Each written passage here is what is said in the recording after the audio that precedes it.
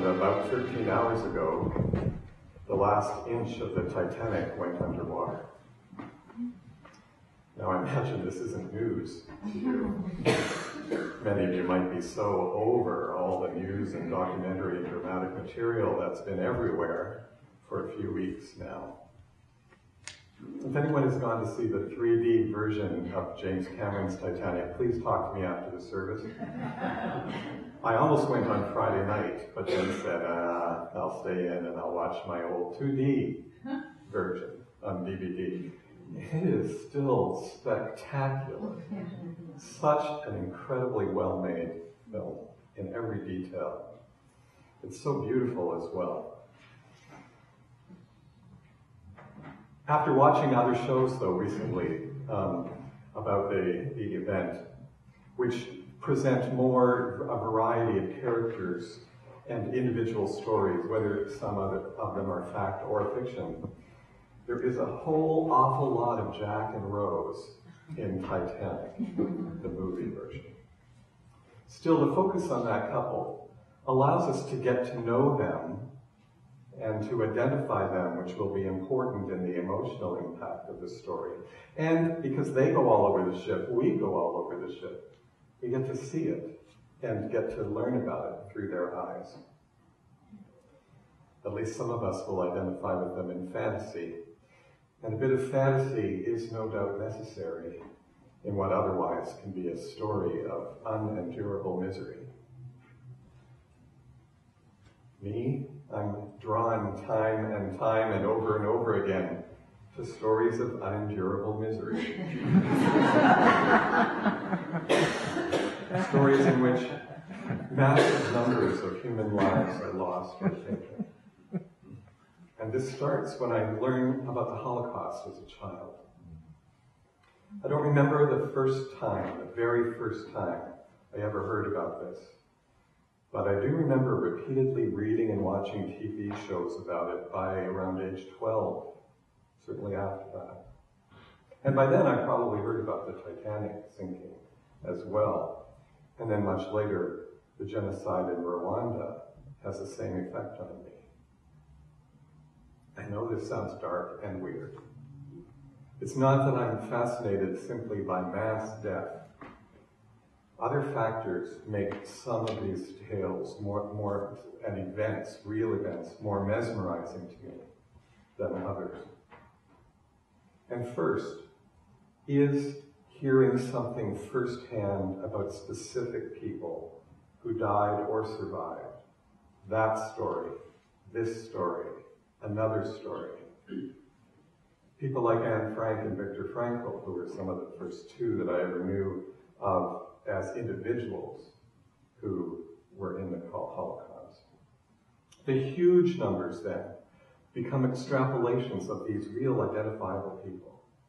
And I start to get a sense of how massive the life was that was lost by all of these people. And I start imagining the overlapping whisperings of, this is what happened to me, this is what happened to me, this is what happened to me. Now the second factor is that most of these people have done nothing to make their deaths happen. They may be ordinary or extraordinary, but they're just caught up in something vast and destructive that overwhelms them. They're not, for instance, soldiers who have enlisted for war, like the nearly 4,000 Canadians who were killed in a period of days on Vimy Ridge, the 95th anniversary of which was just Thursday. That's a tragedy, yes, but it somehow doesn't have the same effect on me.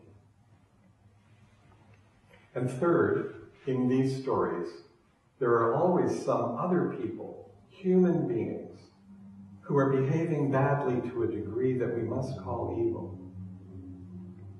Something has snuffed out part of their humanity. In terms of genocide, that's pretty clear. On the Titanic, I count at least the egos of the ship's owner and captain, who wanted even more acclaim for arriving early than they would already, So they go too fast, and they ignore 2.5 days of warnings about icebergs ahead.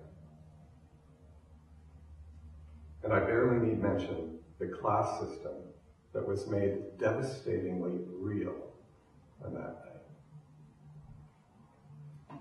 But still, I think the most powerful factor for me in these real-life events and stories is that most of the people can see their death approaching.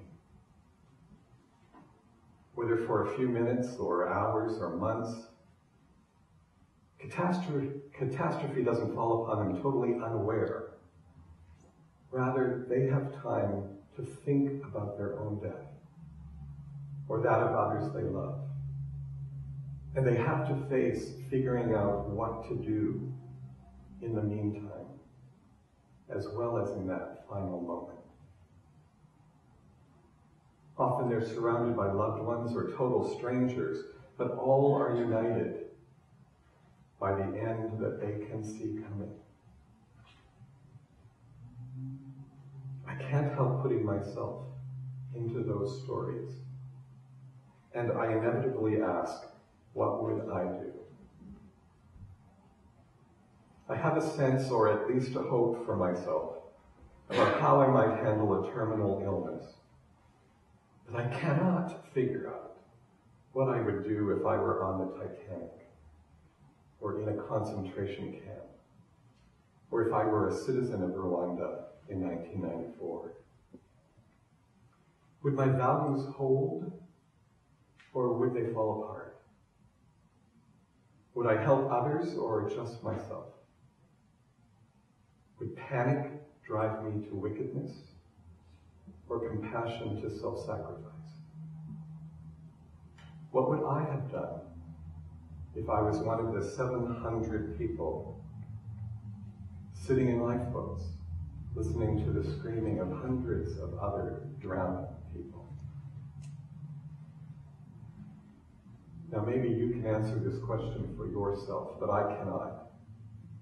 And maybe you have had some experience that has tested your courage in real life, but I have not. And this is, in the end, why I enter into and am fascinated by these stories over and over and over again. Now, by now, some of you have probably snuck a peek into the order of service and think, did he change the sermon? What's gotten into him this morning? You might even be wanting to sneak out to go pee and then just stay downstairs till school's on. But the thing is, it hits me this week, while I'm watching yet another documentary about Titanic, that this is one of the most powerful stories there is about not knowing where you will end up on your journey, but beginning it anyway. So not knowing where.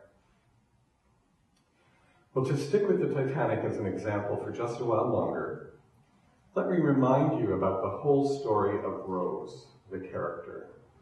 The whole story, it started before the movie begins, and it ends at the end of the movie, but there's a whole part of the story that's only suggested, that whole story.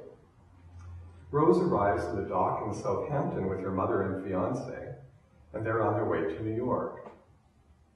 Rose's family has been wealthy, but is in dire straits since the death of her father. And her mother is keeping up appearances enough to have Rose marry up and into wealth again. And one has the sense that her mother has chosen this man for Rose. He's very rich and handsome.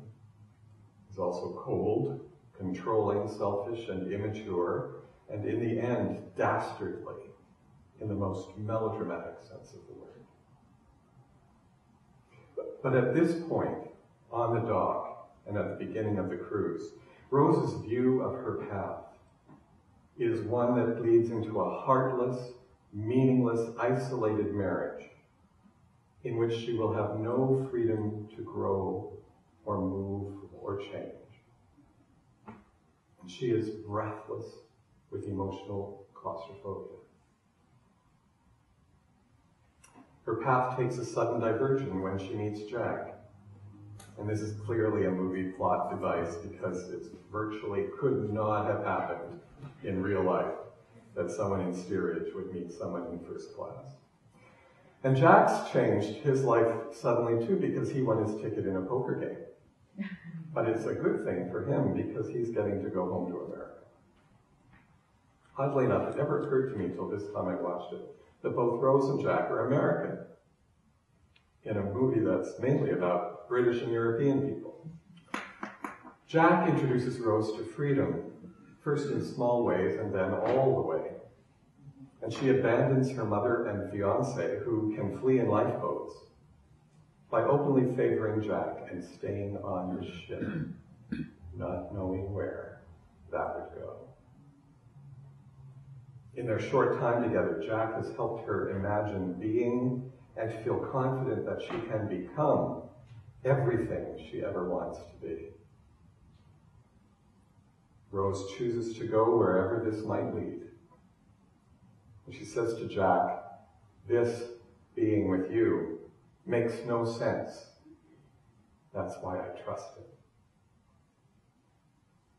To cut the story short, Jack dies in the water, and Rose is one of the few saved from the water. She takes Jack's name when she identifies herself as a survivor, and the woman that she was is recorded as having died in the sinking. But Rose goes on to that life of adventure and happiness that Jack had asked her to promise him to seek. Now, at the very end of her life, she is in a way reunited with Jack, with a cinematic suggestion that she dies at sea on that exploration boat over the Titanic, and joins his and all the other drowned souls back on the afterlife Titanic. That's how I read the end. Rose's original destination was vastly overrated, and the real one became what she could not have imagined. Now, Forrest Church writes that our destinations are never what we imagine them to be, even if they're not nearly so dramatic. And most of us have experience of that in some way, almost no matter where we are in our life story at this point. Our fantasy marriage becomes whatever it is going to be in real day-to-day terms, warts and flowers and all. The career we work long and hard for might have all the good aspects that we hoped for it, but we never imagined the scut work or the routines that flow into all the gaps between the great moments. And on occasion, that flow swamps our ship, and we have to strike swimming or drown. This is also what, in my mind, Church means when he says, even should we somehow manage to get where we are heading, we don't end up there. Now, I remember a time in the 60s when I'm about 18, when my brother and I borrow our dad's 1955 Pontiac convertible to go on a day trip and for a picnic. There's a famous backwoods road in New Brunswick that crosses from east to west in the middle of the woods. It's called the Renouse Highway. And we've never been there. Andy brings his girlfriend, and I bring the closest friend that I have that might fit that category. Anyway, we pack our lunch and putt-putt down the road till we get to the picnic spot. And then we unload all the picnic containers and beverages onto the table, and we all sit down. And then we all burst out laughing at each other, because it's as though we all imagined having a picnic, but none of us imagined actually getting out the food, or setting the table, or, opening the beverages. It's just like the picnic had to happen after we got to the picnic, if you see what I mean. So we ended up where we were going, but that wasn't the end of the story. We actually had to figure out who's doing what. It was a teenage thing of suddenly realizing the responsibility you have to take for yourself. No destination is final. It's just the start of the next phase. And that's why church urges us not to be driven by the empty spot in us that longs to attain a goal. Attaining it won't be what we expect. And there will be something unexpected for us, still to do once we're there. And of course, it's not that goals are unimportant, but only that it's the journey of every morning, at every moment getting there, that really counts. That's where the real value lies. That frees us to allow living to be the true objective, and to see concrete goals that we actually attain as extras that then enrich the next parts of the journey. And to go back where I began this morning, we also, as Unitarian Universalists, have to consider our moral, ethical, and spiritual journey, given that we hope to develop and grow through our life experiences. I'm saying that I may know where I am now in these respects, but I wonder sometimes where I'm going to be at the end of my moral journey, my spiritual journey. Begin in the middle. The Titanic sinks in the middle of the ocean, in the middle of the night, in the middle of the 2,200 lives being lived on it during that particular crossing.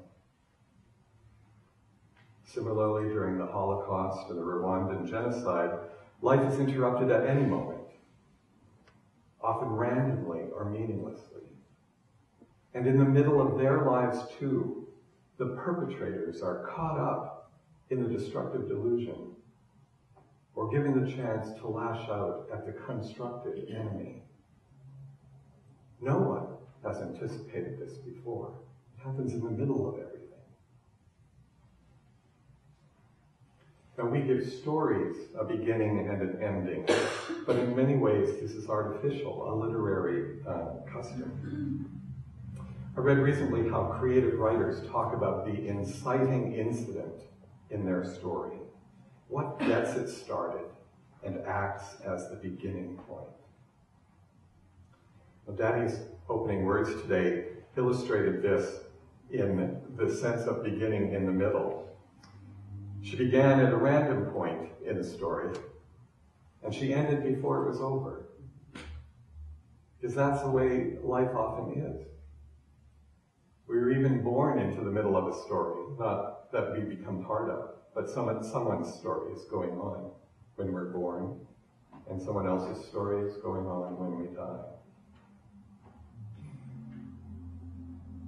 We tell about our lives in episodes or anecdotes, but we live them in flowing streams of experience. We find or create punctuating marks to help us make sense of them. Similarly, we make plans with starting and ending points, because human life is organized partly by making time, by marking time, even though time too is artificial. Midnight on January 1st is a totally senseless point to start a year. It has no relation to anything physical on the planet or in the solar system. And so if we can start a year in the middle of no time in particular, then we can also begin to change our lives in the middle of today. After all, the point of Church's 10 steps is how to begin changing your life. There's a lot packed into that phrase. Most people don't really want to change their lives, so Church encourages us to think of it as in 10 easy steps. Those who want to change something often feel trapped in a tangle of limitations. So Church helps to disentangle us, at least from the limitations that we create for ourselves. And changing a life is a complicated thing to do. So church helps focus on just how to begin doing it.